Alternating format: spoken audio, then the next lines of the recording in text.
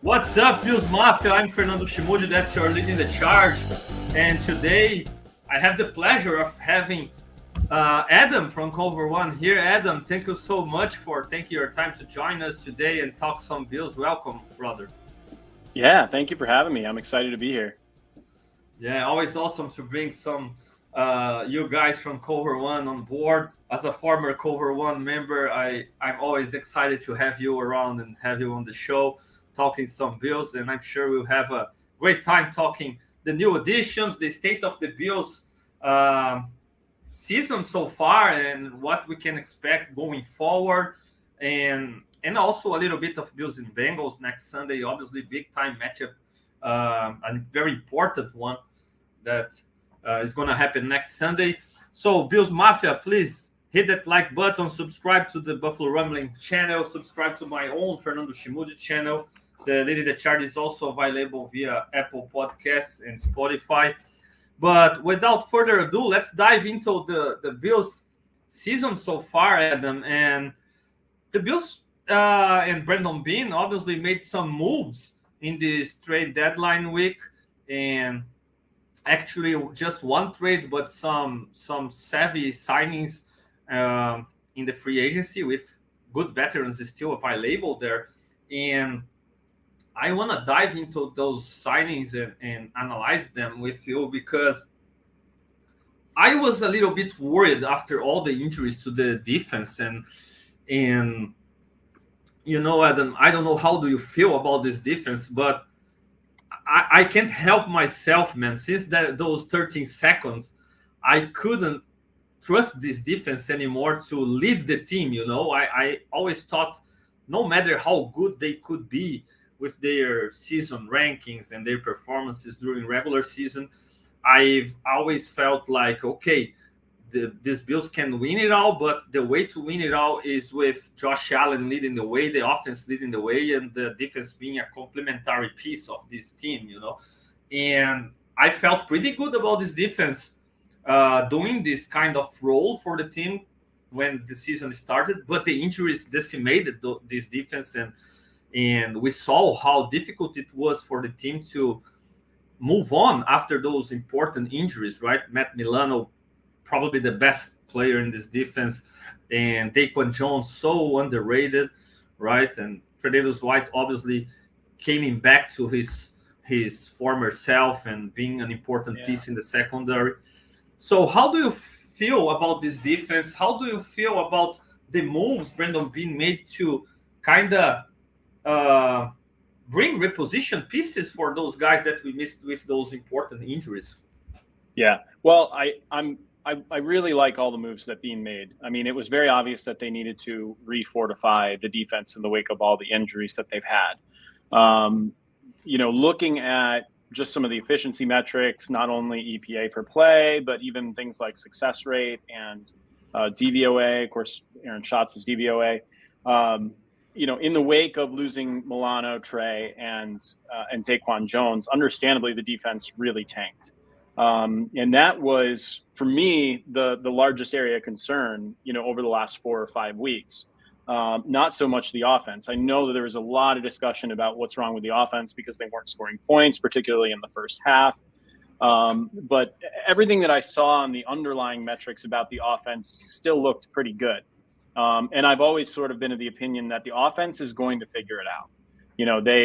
When the metrics look good, but points aren't being put on the board, a lot of that, not a lot of it, I'll say some of it is just erroneous results, right? If you roll, or let's say you flip a quarter, 20 times, it's not always going to be 50-50. You're not going to get 10 heads, 10 tails. There's going to be outlier results, right? And even with an excellent offense, sometimes you're going to end up with 1, maybe even 2 games in a row, rare, but possibly 3, where things just don't work out the way that you'd like them to. And I'm not the type of person that's going to raise the red flag and say, hey, something is not right here, unless I'm seeing the underlying data on the offense start to look bad. And not only has it looked good, but it's looked outstanding, so that was never an area of focus or concern for me, because I always felt like the points are going to come. They're still trying to figure out their roles and their identity, right?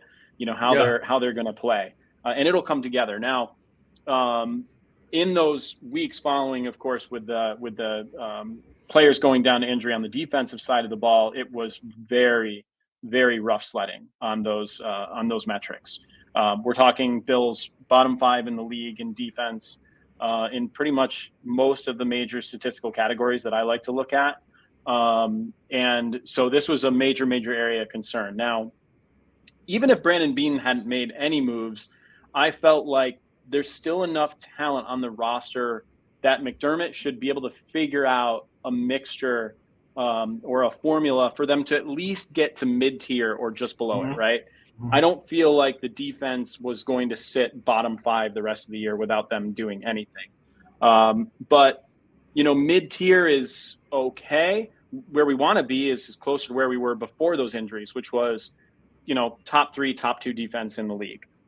Can they get back there with these additions? No, but they can get much closer to that. I really think that by the end of the season, I think we're going to see this defense end up shaking out to be probably somewhere between number 5 and number 10, which with this offense should be plenty good enough to be a contender for the Super Bowl and, give them a really good shot at getting there. The player that I'm most excited about, I have to say, is Rasul Douglas. When you look at some of the player tracking data, like separation prevented, for example, he is actually right in the same exact spot that Tre'Davious White was in before he went down for injury. Not only that, but target percentage as well, right? So it's almost like statistically they're getting the same exact player that Trey was back in that spot. And, that's huge because I like Dane Jackson. He's a hell of a good player. He comes downhill hard in the run game. But he leaves a little bit to be desired in coverage. And, I think the Bills were really hurting there, especially without Daquan Jones in there providing some pressure up the middle of the quarterback. There's just way too much time for them to execute and make throws. So, that's the acquisition that I'm most excited about. Linval Joseph, this one is interesting. You retweeted today, and I saw this. I remember back in 2019, Harrison Phillips, right? He really got off to a great start that season in 2019. Very, very important, played super solid next to Ed Oliver. He started to eat up some double teams and get some additional push. And the Bills' defense in EPA per play was, I think it was top 5. It was top 5 or top 6 for those first 3 games. And then Harrison Phillips tears his ACL. And the next, I think it was, week 3 through, when did they sign him? Week 8, between week 8 and 9, I think it was. So weeks 4 to 8 or weeks 4 to 9, they were reeling. In EPA per attempt, the defense tanked down to, bottom half of the league. And then all of a sudden in comes Corey Legit, right? Yeah. And I remember when they signed him, Eric Turner over here at Cover One put some video together on this guy. And, he's not going to be the pass rushing defensive tackle, right, that, everyone wanted at the time, but his ability to eat up double teams and really anchor and reach and grab disrupted enough in the run game that he was a very nice complementary piece to that defense. And from the point that he was signed to the rest of the season, they were top 5 in defense. So, guys like that, sometimes it's just one player along the defensive line that can make all the difference in the world, as long as he has the right attributes that complement the rest of the guys in there. And I think that's what Brandon Beane is hoping for with Linval Joseph, who by all accounts is a very similar player, I think, to who Corey Legit was, maybe with a little bit better even athleticism and the ability to get after the passer a little bit. So, those two acquisitions I'm very excited for. I think the defense really needed it because now I think McDermott needs to figure out less how to utilize the players and sort of change his strategy, his defensive strategy, and he can kind of go back to more of what they were doing before and still be successful. Absolutely. I mean, I even have some the data about um, what you just said about Rasul Douglas and the upgrade, right, of Rasul Douglas over Dane Jackson in the target percentage and separation yards, and Rasul is up there with really close to Tyrone Johnson and Christian Benford's level. Christian Benford, who's been a great revelation, a guy who or guy here at Buffalo Rumblings um, always say about how I forgot his name now. Joe McCardle. How Joe McCardle and Kyle Williams pen out. How Kyle Williams pen out in John McCardle's draft, and how Christian Bedford can be Kyle Williams in Kyle and Joe McCardle's. Right. And actually, obviously, we would love to see Kyle Elam penning out and playing lights out, and it still can happen now that he's moved to injured reserve. He will be another opportunity. He'll get another opportunity next year, but having Christian Bedford playing at the level he's playing right now minimizes the impact or the lack of impact of Kyle Elam's pick or how important he would be right now for this team.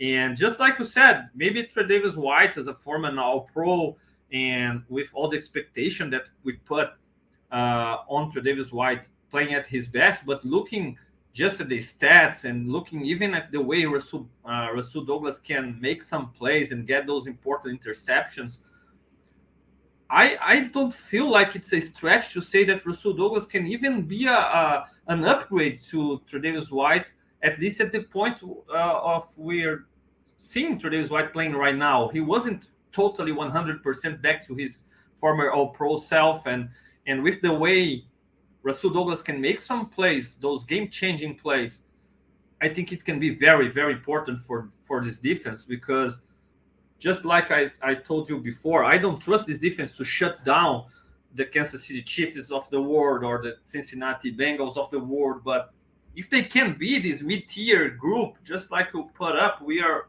actually in the same page about it. I don't expect this defense to be top-notch, a top-ranked unit and a total dominant group.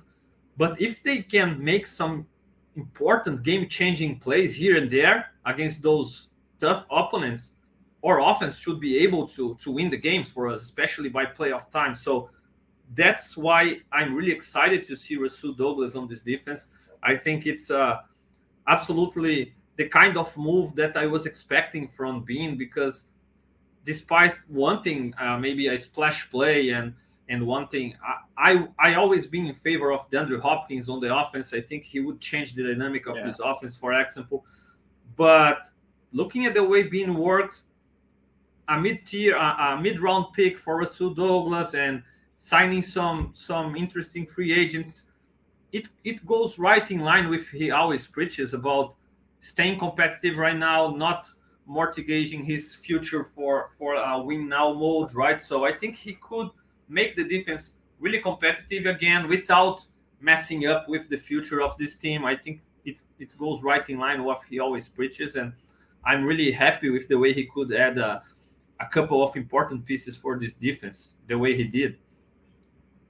Yeah, I agree with you 100% there. And I know that, you look at the next two drafts, and the Bills have actually done a really good job of accumulating and stockpiling draft picks for the next couple of drafts. And, there's always going to be that temptation, probably more so from the fan base than there really has ever been from Brandon Beane, to go out and make a big, huge splash move and, spend draft capital. But I really like the restraint that he's shown here, because let's face it, Josh Allen's probably getting a new deal next summer, right? And there are contracts that are going to be coming due here that is going to make their cap situation even more precarious next season, right? So bringing in somebody that would be expensive next year and also cost a lot now really doesn't make a lot of sense. The Bills are really almost in that same position that the Chiefs were last year, in the fact that they traded away Tyreek Hill, right? They didn't have the type of room to continue kicking the can down the road, and they did a mini rebuild, which is funny to say, considering that they went out and just won the Super Bowl last year, right? Mhm. But Yeah. they did an excellent job, and they did so with solid drafting. McDuffie's been outstanding for them. And the Bills are going to need those draft picks to replace those areas of positions in need. Stephon Diggs is, still, he's having a tremendous season, right? And I don't know how well his game is going to age, how well he's going to age, but he's now at that spot where, the Bills need to be thinking about what a true 1B receiver looks like. Somebody that can step in and play that Stephon Diggs role if he were to have to miss any time for injury, or, as his game starts to head into decline as he ages, whenever that happens. And so those draft picks, they're all incredibly important. And if there's anything that Brandon Beane does well, contrary to what I've seen some people believe on Twitter, he drafts extremely well. Kyer Elam obviously is, an example that people point to. I know that people were unhappy with some of the stuff that he's done in the second round, but just generally speaking, if you look at the value chart and their hit rate on players, they're one of the best in the league at it. And even going back to the Kyer Elam draft, every single player that the Bills drafted after Kyer Elam is in the NFL right now, except for Matt Araiza. From round 2 all the way down. I mean, that's incredible. For them to have that many. Now, not all these guys are studs, right? Luke Tanuka is out on the Green Bay practice squad right now, but he's not at home on the couch, and everybody else is playing. So Even Alex Austin just got signed by the Patriots now, and he's kind of going around the league with Texans and now Patriots, but he's a late round pick and he's sticking around. Yeah, and that's so the more opportunities they have to take quality players, the better, in my opinion. Because the things are next year is when things really start to get a little bit more tricky on the salary cap, and they're gonna need to hit on some young players to keep kicking this thing down the road and being competitive year over year. So I was very happy with the deadline, from that standpoint. No doubt, no doubt. About Linval Joseph, man, the comparison to Corey Liuget is really great, and I still feel like Linval Joseph he's played this role for a longer time even than Corey Liuget, because if you remember, Corey Liuget had his role as a 3-4 defensive end previously with the Chargers, and he was a kind of a dominant player playing this role as a more in the Ed Oliver's role than the Daquan Jones role, and then he transitioned to this double team eater and could play his later years as this kind of presence in the middle of the defensive line. And Linval Joseph has been this kind of rock in the middle of the defensive line for a longer time now. So I'm really excited to see him eating those blocks, keeping my guy Terrell Bernard free, because he's played great, man. Even for me, I was a believer, but I couldn't expect him to do so well so quick, and he's really minimizing the way we are feeling the loss of Matt Milano, because no doubt he's being missed. But if Bernard hasn't translated so well to this role, especially communication wise and leadership wise in the middle of the defense, it would have been even worse without Milano there. And I'm sure a lot of people are a little bit worried about not adding a linebacker again, because people wanted linebacker in the free agency, and I was kind of okay. No, we have Bernard, we have Dorian being developed, we have some options that can pan out there during the year, right? And again, now people wanted the linebacker again, and I was like, man, I feel like McDermott has found something with Jordan Poyer, even making Jordan Poyer play at a great level again, because I was feeling like he wasn't playing at his best in the early part of the season. But with this new role for him as a dime linebacker, he's started to make a lot of plays again and fly around, and the communication pops out, the way he can be a playmaker in the middle of the defense pops out. And Linval Joseph will be totally uh, responsible for the Bills being able to translate to situations where they can go with this package, because we won't see this Yes. package in early down situations. We won't see Poyer in 3rd and 2, 3rd and 3, or 2nd and 4. We need we need those 3rd and 6, 3rd and 7 or more, so we can put this dime package on the field and be really dominant against the pass with packages with Poyer as a dime linebacker. How do you feel about the ways McDermott can reinvent this defense? Because we could see that it was obviously Bernard and Milano 100% of the time and being interchangeable, and it was looking awesome. Then we lose Milano. We don't add a linebacker. How do you feel about this defense moving forward with Poyer in this role, and having maybe Dodson being the Raymond Humber for Dorian Williams, Matt Milano's rookie year right now in the early downs? How do you feel about it? Yeah. Well, I think you nailed it, right? It's going to be sort of the jury's sort of out still on this, right? But if Linval Joseph can really clog that line and give them a little bit more strength up the middle, be that run stuffer, get them into those longer passing downs, then I would agree. I think they made the right move not investing anymore in another linebacker. I think the combination of Dorian Williams and Terrell Dodson is going to get them where they need to be. I'm excited to see how much more Williams kind of progresses as the season's gone along. The biggest complaint with him has not been his level of aggressiveness, right? And that's a good thing. Sometimes he's just gone a little bit too far in and gotten himself caught. And the ability to get these teams into these obvious passing downs that allows them to take one of those linebackers off the field makes the need for investing in somebody else for that spot a little bit more minimized. I can't tell you how much I love what Sean McDermott has done with Jordan Poyer in those dime sets. The Bills really have, for a long time, the last ever since he came in with Leslie Frazier, they've been a sort of a bend but don't break defense, and they'll make teams take everything underneath and move the ball slowly down the field. And then kind of the red zone was really where their strength was. They'd take away their space, get into a tighter area, and then force the field goal or generate a turnover in that area. And now I feel like McDermott, the way he calls the defense and the way that he's using these dime packages, they're a lot more aggressive. And they're setting themselves up to create turnovers, to create chaotic plays, that result in more opportunities for the offense, their hands on the ball. To put Jordan Poyer in that spot, I think is brilliant. His skill set right now, I mean, it is perfect for this. You got a guy, here's a guy who just loves playing downhill. It sort of reminds me of, this was I believe it was the 2020 season with Andrew Klein, was in playing a lot of linebacker. And fans were really getting driven crazy with him the first few weeks that he was playing. He was kind of a mess in coverage, and the Bills really didn't have it figured out.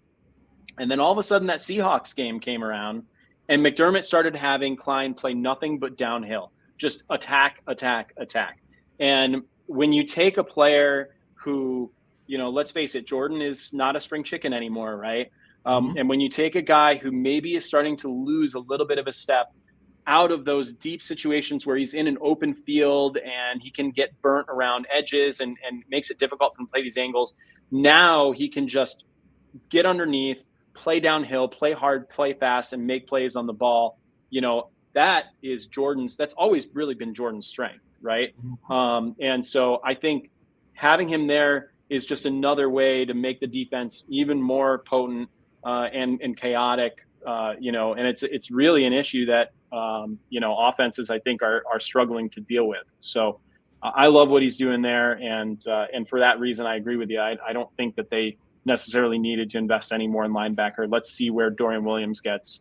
We already know what they have in Dodson, and if he's solid for anything, he is, and he has been okay in the run game, in his entire time here. Using him as a middle linebacker or a starter, not great. But off the bench, I think that he just doesn't feel the pressure as much. It certainly seems like he's able to play a little bit more free to me. Mhm. And some players are just, they're cut from that type of mold, and excel more in that area. So I think they're going to be just fine there. Yeah, man, and it's pretty clear that Dodson. It shows that he's been in this defense for a longer time, and he knows where he's supposed to be. I think Yeah. he's exposed sometimes in coverage. Obviously, he has his limitations there, but it's not like he's messing up with the motions or not knowing where he's supposed to do or what gap he's supposed to fill. And I believe Dorian can get better in it. He will get better in it in time, but it should be good for him to take a step back, learn more, and I just hope he gets some snaps and he can, just like I said about Milano in his rookie year with Raymond Humber, Dorian can have some opportunities to play here and there, because I really feel like he showed good stuff already with his tackling ability, even with his range and in coverage. So I feel the upside is there, and for all the people who couldn't understand why I spend 2 third-round picks back to back on linebackers, finally it's showing why, Yeah. right? And Yeah. and Yeah, I think that just signaled their plan, really what their plan was for Edmonds all along, right? Number one. And number two, if you're gonna, I thought for a while it was going to be possible that they might consider moving on from Milano when it was time to pay Edmonds. Mhm. At least entertain that idea, because let's face it, like the organization liked Edmonds. They put him in a lot. They put a lot on his plate.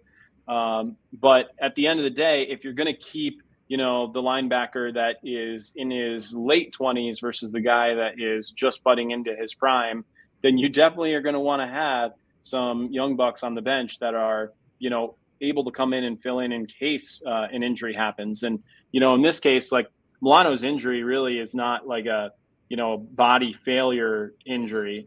Thankfully it was something that freak accident that happened based on the way his leg was planted. But still, you have to be prepared for those situations if you're going to rely on an older linebacker, to take the majority of those snaps. And right now, it's looking like they have hit on the first one, and I know that the jury's still out on Dorian Williams, but like you said, there's been a lot to like about his play this year too. So time will tell.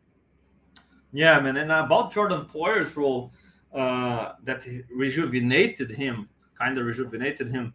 All props for Coach McDermott for putting him in this situation, because it was kind of obvious, even with the way Taylor Rapp has been used in his former teams in with the Rams, how he already played this dime linebacker spot. It was kind of, everybody was thinking when Rapp was signed, like, okay, we can play Rapp as a dime linebacker and use him if our middle linebacker can't do it in against the pass. And that was the kind of thought a lot of people had. But we know that Taylor Rapp isn't that playmaker kind of player like Jordan Poyer. He's a great tackler. He's a guy who won't mess up, but he isn't the guy who constantly makes game-changing plays. And that's the total opposite of Jordan Poyer that we grow used to in as a Bill, right? And to Sean McDermott to being able to see that Poyer maybe would be a better option moving to the box and playing Taylor Rapp, where he did a good job when he needed to replace Jordan Poyer a few weeks ago, and moving Rapp to this to the defensive backfield, having Poyer there as a dime linebacker and maximizing Jordan Poyer's skill set and playmaking ability. It's a great play by Coach McDermott. When you said about the defense not being a top unit, but also not being a bottom line unit, being at least in the middle of the pack. When we think about the Kansas City Chiefs, for example, they lost Tyreek Hill. They invested some early picks at wide receiver position, but they needed to restructure that offensive side of the ball. But they still were pretty good. And obviously, they have Mahomes, they have Kelsey, but also they have Andy Reid, obviously, a great mind, of offensive mind to keep that offense rolling.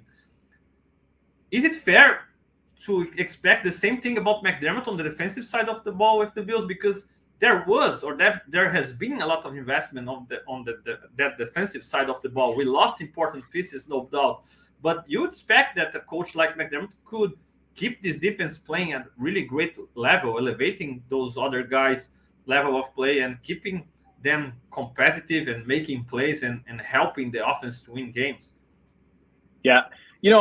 I think that you will still see at times results where the play is good to great. You know what I mean?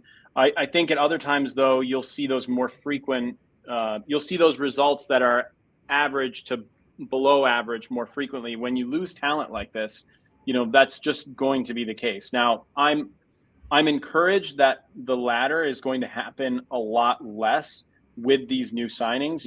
I mean, we'll have to see how they play. But generally speaking, I think that you're going to see those average to below average results just not be popping up as often, especially once these guys get acclimated. Who knows what's going to happen on Sunday? I don't know how much you could realistically expect, either of these guys to play. Rasul especially, right? Because the McDermott's defense is so much zone. There's so much communication and understanding of and of where you need to be at certain times in relation to everyone else. That is not something that someone's going to come in and learn in 3 days, right? But possibly you could see Joseph coming in and maybe getting a reasonable amount of the snaps. Because the nature of that position is things are just a little bit more simplistic, right? So, in the comparison to what Andy Reid was able to put together, even though they lost somebody prolific last year in Tyreek Hill, they still had Travis Kelce, who is, for my money, the best tight end to ever play football, right? And they also had an incredibly strong offensive line last year. And Andy Reid's solution to losing Tyreek Hill was to not play this long game, not go for these kind of crossers underneath where you're just using Tyreek Hill's speed to generate explosive plays. They were purely using a combination of 12 and 13 personnel and a mixture of a high level of success in the run game in order to open up everything underneath for Kelce. And not only Kelce, but Noah Gray, he was really outstanding for them last year. I mean, that really was the difference, and then Juju Smith-Schuster was, in my opinion, probably their best receiver last year, right? Now he's gone this year. And I think you're seeing it a little bit more with the Chiefs. A lot of people in analytics right now that I've been paying attention to still think the Chiefs are, a prolific offense and one of the best in the NFL. And don't get me wrong, I'm not going to sit here and tell you that they're bad. But there are some areas that I look at in the numbers for the Chiefs that make me a little bit concerned.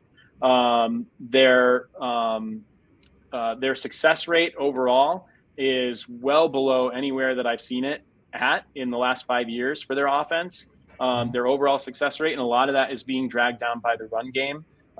They have not been able to run the ball effectively and at will like they had been, the last couple of years. And that's showing up for them on early downs, first and second down.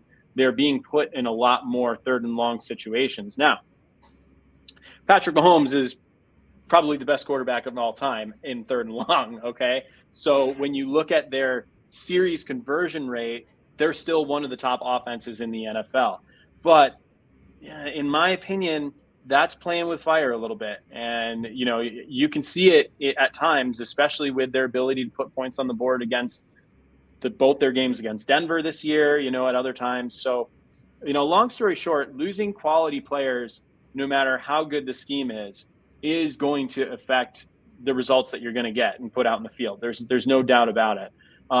But there are certain levels of, putting the guys that you have left and finding combinations that allow you to get these high-end results from time to time.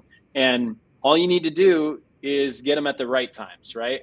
It doesn't need to be every single week, but it's got to be complementary to what the offense is doing. And of course, this is, the catchphrase that McDermott uses all the time is playing complementary football. And, you hear people on the radio saying, well, what is that? What is complementary football? And complementary football is just, knowing when the offense needs to play and knowing when the defense needs to play and going out there and doing it. That's it. So, going back to it, like I said, I think a lot hinges on what these two players are going to bring to the defense, but I'm very optimistic, about the way things are going to trend. Awesome, man. To close out the defense side of the ball and to move on to offense, how do you feel about Von Miller's play so far? Because he's been kind of coming back slowly and getting some snaps week after week and getting better. How do you feel about his prospects of getting back to that level that we saw pre-injury and the impact he can have in this defense? Because, okay, our pass rush has been good with Ed Oliver in the lineup, and Floyd has been a great addition. Rousseau has took a step forward, played better this year too. AJ Peneza has looked better. So They've done a great job without Von Miller. But if we can get that Von Miller back, man, it can be a big time move for this defense, a big time help for this defense to move to the next level and really make game-changing plays by play of time. How confident are you in Von Miller getting back on full speed so far? Yeah, I mean, I'm not going to be super confident about Von Miller getting back to the Von Miller that he was prior to his tear. Not this season. We saw how long. I mean, we've seen many times how long it takes for guys with knee injuries to come back and recover and be 100% themselves. Now, Von is a freak athlete. He's got an unbelievable, work ethic and positive mental outlook. And if anyone's going to be able to do it, it's Von Miller, right?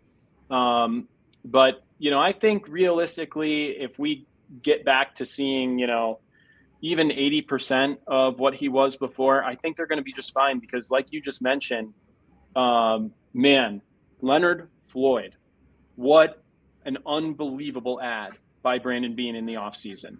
Okay, he by many metrics, he is one of the best pass rushers in the league this season. He's been incredible for them. The one thing about Von that he did for them in the past was eating up a lot of double teams, right? Because people were so afraid of, who Von Miller was. Mm-hmm. And, you're not going to get that as much with a Leonard Floyd or, an AJ Epinesa or a Greg Rousseau. But the three of those guys together, the way that they're playing football right now, especially AJ Epinesa. I mean, how amazing has he been this year? I'm very happy for him to see him playing such good ball. He really, they asked a lot of him, changing his body type and becoming more bendy and just, so many different things that he had to do to be an effective NFL player. And now he's put it all together. Getting Von back to his peak, I don't know how much more positive value that adds for the defense when they have their ends all playing such a high level of football right now. At least to where I think Von can get to based on his knee injury. But, you never know. Like, stranger things have happened. And if Von all of a sudden really gets himself into shape and, has one of those weeks where all of a sudden, he nails 2-3 sacks or something, and we might I might be changing my tune. And again, I think that relies very heavily on what they also get in Joseph. One of the reasons that the defensive line had such a tremendous pass rush this year was that Ed Oliver and Daquan Jones were taking turns eating up double teams and winning on those double teams, and the amount of push that they had was incredible up the middle, which made everything easier for the guys on the outside. So I think regardless of all of this, I think that they still have a tremendous pass rush. And I think now with the addition of Rasul Douglas, as we all know, better coverage makes better pass rush and vice versa. So we get some synergies in there. I expect to see both those things get better here moving forward. Yeah, and we don't need those big games from Miller right now. It can happen in January. I will be very happy if it happens in January. You don't need him Right. to be 100% right now, and I really hope he can get back of that peak because it was a pleasure to see Von Miller playing at his best level, and no doubt he can help a lot. Let's move on to the offensive side of the ball, Adam, and there was a lot. There's still be, I believe, a lot of hate going towards Ken Dorsey. I'm not one of those kind of people. I'm really a believer of Dorsey. I thought his job as a rookie offensive coordinator was pretty good, being able to keep that level of offensive side of the ball that was maybe at its best when we last saw Dable in command of this offense. We couldn't see much better than what they did against the Patriots and against the Chiefs in that playoff run. So I understand people, and most of the time, the same people who wanted Dable out want Dorsey out now, right? So, but Yeah. I can Right. understand a lot of people being like, "Oh, it's not the same as before," but man, when just like you pointed out in the beginning of the show, when all the it's obviously not all about the metrics, but when all the metrics point out to one direction, and when you have around the Bills offense the other great offenses of this league, the Chiefs, the 49ers, the Eagles, man, are those metrics wrong only with the Bills and right with all other teams? It makes zero Yeah. sense, right? So Right. how do you feel about Dorsey's scheme so far? I'm pretty sure, obviously, it's not perfect, but I like a lot of the stuff that he's put out and that he's put out together. And especially one thing, I remember after the Jags game, a lot of people being like, that week was the week of under center play action. The Bills should play under center play action 100% of the time because there were Yeah. where they could succeed and do their best work. And in the next week, what we saw against the Giants, the highest percentage of under center and play action. And then in the next week, after the Giants game, oh, we can't go all in on Stephon Diggs. We need to spread out the ball and hit other wide receivers. And in the very next week, Josh Allen spread out the ball for 9 different receivers against the Patriots. And then after the Patriots week, no, the Bills they have no identity. They need to have an identity because they are just adjusting to other teams. They gotta go no huddle. We gotta have more Kincaid and less Knox, and we gotta have all these kind of things. And in the next week, we saw, oh, we gotta have Josh Allen running more the ball. And in the next week, we saw the Bills coming out with a spread offense, no huddle, Josh Allen running a quarterback sneak in the second play of the game. So all things that people wanted from this offense, we've seen Dorsey trying it out in the next week, incorporating more Gabe Davis in the game plan. A lot of things that people asked for, he's done. And still there are people who are like, no, we got to fire Dorsey. How do you feel about this kind of stuff, man? Because I can't understand. I can't understand people criticizing the guy, but giving me some solutions. And all the solutions that were pointed out, we've seen Dorsey trying out. So how do you feel about this offense so far and Dorsey in command of them? Yeah. Well, so, the metric that I look to when I want to kind of check out how an offensive coordinator is handling his offense.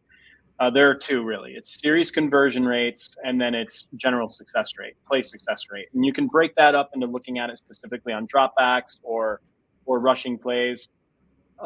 Right now, heading into week 9, the Bills are number 1 in success rate overall at 51.4%. In dropback success rate, they're third at 54.2%, and in rush success rate, they're number 1 at 46.5%. Okay. So, the people that want to say, oh, well, it's all Josh Allen, it's not Ken Dorsey. Look, Josh, in my opinion, is playing at an MVP level. I think through week 8, this has been his best season of his career. That's my opinion. But a lot of it is because Dorsey is putting this offense in advantageous positions and situations. The interesting thing, and I've had lots of talks with the guys over at Cover One about this, is that I think, some of the opinion is that Brian Dable was a little bit more of a schemer than Ken Dorsey is, right? And what I mean by that is I think that Dable was a little bit better at looking at the defensive tape, learning their tendencies, and building little things into the playbook, into their individual plays that exploited the tendencies of that defense. And that's why I think, in the Dable era, you'd see all sorts of receivers running wide open at different times, that Josh was able to just, sling the ball out to everywhere. On the flip side, though, of course, when things looked bad, it was because there's not as much continuity in the playbook when you do that, right? Because each week there are these little wrinkles in each individual play. Ken Dorsey does a little bit less of that, and he does a little bit more of calling concepts that beat certain types of coverages, right? And so what that means is there are certain concepts in offense that are better against, too high or, whatever, that allow Josh to maybe do more of a pre-snap read of the field, decide if he wants to change into something else, or, if he stays there, watching the play develop and then making the decision in a half field read where the ball needs to end up going. And I think that's made Josh a better quarterback. I don't know if it's the best way to run an offense, but I do think it's sort of next level quarterbacking. And we sort of saw it last year, first week of the season, right? The game against the Rams. What comparison was Josh Allen getting to another quarterback that played in the NFL for, many, many years, right? They were like, Josh Allen looks like Tom Brady right now. He's just dishing the ball everywhere and, these quick passes. And that is sort of next level quarterbacking. And moving to this type of an offense, I think has really helped with Josh's growth. And when he talked about in the offseason, the fact that he was more focused on football than ever, a lot of people are saying, well, why wasn't he out throwing with Jordan Palmer? Or why wasn't he doing this? I think he was hitting the books, man. Like, I think he was really diving into the mental side of the game.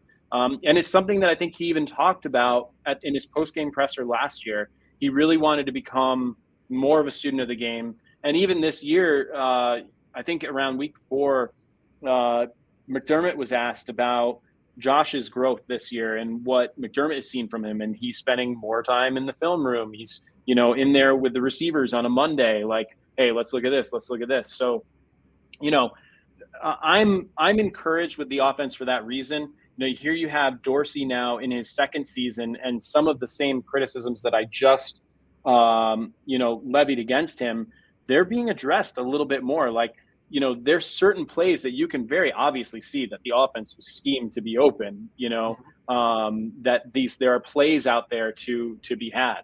And there's a lot of new players here too, right? They're relying on Diggs for the first read in the vast majority of plays, which is good and okay. But at some point, teams are just going to double or triple them like we've been seeing.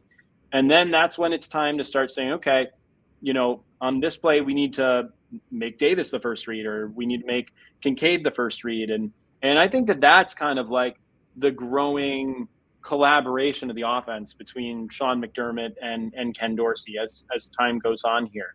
There's a little bit more of, we need to get the ball distributed around and not rely so much on Diggs for that first read, because, you can become too predictable when you do that. So, this is the natural growth and maturation of an offense. And probably, to be honest with you, for the first, half of the season, if you're going to rely on a rookie tight end to be one of your most important pass catchers, it's probably a good idea to let him get his feet wet a little bit before putting too much on his plate.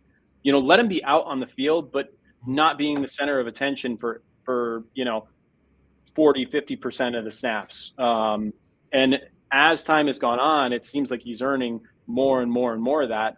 Same thing with Khalil Shakir, who, just had a great week last week. But, Aaron over at Cover One was really on this.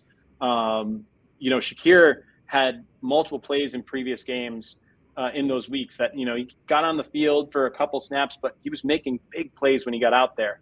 That scramble touchdown from Josh against, I think, Washington, Was it Washington? Anyways, he's been really good too. So, the puzzle pieces are coming together. This is sort of the natural growth and, the figuring out of who and what they are. And I really firmly believe that this offense is going to be a wagon here pretty soon, because we've already seen what they can look like at their best, against Miami this year. And it's just going to take a little bit more time to come together. Awesome. And talking about the trade deadline to the offensive side of the ball, we didn't see any moves there. And probably they played a pretty good game right before this week, so it avoided going maybe at a wide receiver. I think before the game against the Bucks, people were crazy about adding another wide receiver, and after the Bucks game, people kind of shied away from him from this situation. But they added just Leonard Fournette to the backfield, right? So the running back room, missing Damian Harris, obviously, to injured reserve. But about the secondary weapons in the passing game, my biggest concerns with this offense this year coming to the season were Spencer Brown. What looks like the Bills, he's gotten better, he's played better recently, and also the Bills and Dorsey game plan some help to help him. For example, dealing with Crosby. We've seen Max Crosby dominate a lot of games recently, the Thursday Night Football, and he had a pretty quiet game against the Bills. It wasn't just Spencer Brown playing great, but it was great scheming, also helping with people chipping Crosby. Latavius Murray does a great job at that. Dawson Knox did a great job. So the Bills kind of figured out what to do to help Spencer Brown. He has played better also, and it hasn't been a big concern recently. And the other biggest concern, in my opinion, were those secondary weapons in the passing game. Even the reason why we didn't play great, for example, against the Jaguars, were some drops on third downs by Gabe Davis, Dawson Knox, drops that would have moved the chains and gave opportunities to score early in the game. So those are those plays that, just like you said, it will happen sometimes, and nobody will remember that we had just 2 or 3 drives in one half and couldn't score, right? So recently, Dorsey has found a way to incorporate Gabe Davis more in the game plan. Shakir has stepped up. It seems Kincaid is getting better, and as the season progresses and becoming that weapon that he must be, so we have somebody to be the Cole Beasley of this offense, because maybe the last time we saw this offense playing at its best was with Cole Beasley still in the lineup as a chain mover, slot wide receiver.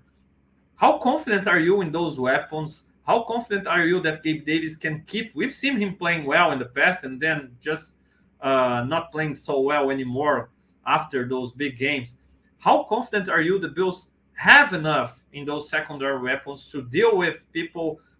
For example, the Bengals next game, maybe they can replicate the game plan from the last playoffs, try to take Diggs away. How confident are you that Gabe Davis, Kincaid, Shakir, Cook out of the backfield, those guys can punish the defense that try to take away Diggs and open up one-on-one opportunities for those other guys? Yeah, I'd say I'm pretty confident. I'll say that I was also banging the drum for the addition of a receiver at the deadline, particularly if they could have gotten their hands on DeAndre Hopkins, or I really liked the idea of Jerry Jeudy, partially because I thought that he has the potential to have upside as like a 1B, like a true 1B receiver. Now, obviously, they didn't make a move. The flip side of this, though, is that when you look at specifically Dalton Kincaid, I've always felt like he needs to be the key. And there's a lot of underlying data, on how he's played this year that points to the possibility that, he's going to be able to be the player that they need him to be in order to keep the offense potent when Diggs is covered, right? His catch rate has been unbelievable. Even balls thrown behind him, he's been put in some really tough spots at times, and he just doesn't drop the ball. And a guy like Shakir, is kind of the same deal, right? I mean, as Davis was for a while, Davis really didn't get a chance to get a lot of snaps for a long time, and all of a sudden he comes in and has some unbelievable seasons. And then on the topic of Davis, I think that Davis's season last year, he definitely struggled to bring the ball in at times, but he was also put in a lot of disadvantageous situations on the offense. I think partially because of the way that Josh was trying to play it in the back half of the season. I mean, sometimes he was getting the ball thrown to him when he was running a clearing route. You know what I mean? So people are looking at drops on those situations and being like, well, what's wrong with Davis? And it's like, well, the ball probably should have never gone to him in that situation, to begin with. And one thing that I was very encouraged with last week is that his average depth of target has gone way down. Now they're using him to run some of the routes really that they would have traditionally Dawson Knox run. And all of a sudden he's catching these passes, in that, 4 to 6 to 8 yard range rather than, just purely being to the outside, 10, 15 yards down the field, 20 yards down the field. And, he had a great game. Like, I don't think he had a single drop. And that's the way that they need to utilize him a little bit more. It kind of goes back to the same thing of, painting these players into these boxes and expecting them to succeed when they really are only doing one or two things in the field. You become too predictable, and it can't happen at this level. And that's, again, one of the areas that I think, Dorsey's really improved upon this year. And we're seeing it. And I think that you're seeing the results with the receivers that they have, on the roster. So I'm fully confident that this offense can be the most efficient offense that they've had in their history, even with the pass catchers that they have now. The fun idea about somebody like Judy, or more so D-Hop, is that D-Hop's the kind of guy that, just let Josh throw it downfield. Like, he's down there somewhere and he's going to come down with the ball. Right? He's already done it once. Done it once, Yeah. So, like, I love that idea, but I think, the way Will Levis looked this last week may have completely changed Tennessee's thinking on what to do with him. And obviously he didn't move, so, I'm comfortable. This offense, I think, can be just as good as any other offense in the league. They've got a tremendous offensive line this year. As we were kind of got into a little bit earlier, Spencer Brown's improvement, but then, the play of Osiris Torrance and McGovern at the guard positions, things are just really, really looking good right now for them.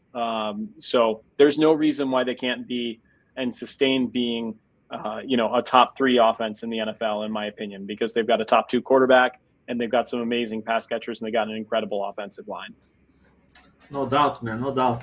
And Adam, to close it out, man, the Bills were favorites before the season. A lot of people had them, despite some people in national media trying to be the guys with a crystal ball and saying the Bills wouldn't make the playoffs this year or would include because of Stephon Diggs drama and kind of this stuff. I'm pretty sure all those people, if the Bills win the Super Bowl, they wouldn't be like, oh, what a surprise. They would be like, oh, the Bills were favorites. It's normal. And so it's pretty easy to give an opinion when you can simply go all the other way around when it's totally different. But the Bills have been favorites for some years now, and it wasn't different just before this season. With the injuries on the defensive side of the ball, with some questionable games in the last few weeks, a lot of people lost its hope and their hope for a Super Bowl this year. With the new additions, with what you have seen, and just ahead of a big-time game against the Bengals, who are getting better, getting hotter, just like they do every year, it seems. How confident are you that the Bills can really win the Super Bowl this season? Are you more confident than before the season? Do you feel they have less chances with the injuries?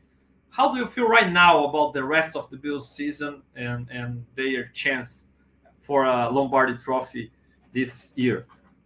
Yeah. Well, I would say that right now I sit at about as equally as I was prior to the start of the season. I kind of went into this year with certain concerns, right? Focused around the offensive line. How was that going to look? I came into the season with concerns about how the pass catchers were going to look. I came in with concerns about how Ken Dorsey was going to handle running an offense this year. And realistically, all three of those concerns have been completely, eliminated, pretty much, right, from my list of concerns or whatever. But so I would say right now, even post injuries, I'm about equally as to where I was at the start of the season. Now, mid-season, 3 weeks in, watching how this defense was playing with Daquan Jones and Matt Milano, and Tre'Davious White, I got 3 weeks into the season and thought, who is going to beat this team? Yeah, they had that one crazy loss to the New York Jets at the start of the season, but I don't put too much stock in that. It was another game that, when you look at the underlying numbers, that things, if Josh didn't turn the ball over 4 times, they probably would have been just fine, right? So, I'm down from that spot that I was in before, but I am optimistic with their most recent additions that, if I see the defense hovering in that, maybe number 8 to number 12 area in rankings and some of those defensive metrics that I pay attention to, I think this offense is going to be good enough to get the job done. And so I don't think Bills fans should be discouraged by any means. They have just as good of a shot at it this year as they have had in any other year that they've been going after it. It's about getting there as healthy as they can be, now, like, let's not have any more injuries, please. And then, really having your identity figured out at the right time. Regular season last year was incredible. They basically beat everybody, you know what I mean? And this year we're seeing them struggle a little bit, kind of at times more similar to, what we saw back in 2021, as you previously mentioned. But again, the way I see it, these are growing pains in the process of figuring out really who they are. And at the end of the day, I trust that everything is going to be okay, because when the underlying numbers show what they show, there's a lot of reason to be confident. Yeah, man, I really agree, because we saw last season, we saw maybe the best version of the Bills in week 1, against the Rams, the reigning champs, and the Bills playing great football there. And then the season went downhill as it progressed, with injuries, with a lot of difficult stuff to deal with, the Mar Hamlin's situation, everything. But this year, man, despite all the difficulties, the team is trying to get better, trying to solve those problems. Those new additions, it's not like Rasul Douglas will play his best in the right now against the Bengals. No, he will learn the defense. He will gel with the guys and communicate better, and probably will be at his best by playoffs time. Same with Linval Joseph. Leonard Fournette can contribute, I'm pretty sure. And so I'm really confident too, and especially if you look at the other teams, right? We don't have that Chiefs that were at their absolutely best so far. We don't have really. What team can we say that are totally prepared and nobody can beat? The Miami Dolphins that everybody were crazy about. We saw how the Bills could play against them. So I think there are. And let's not.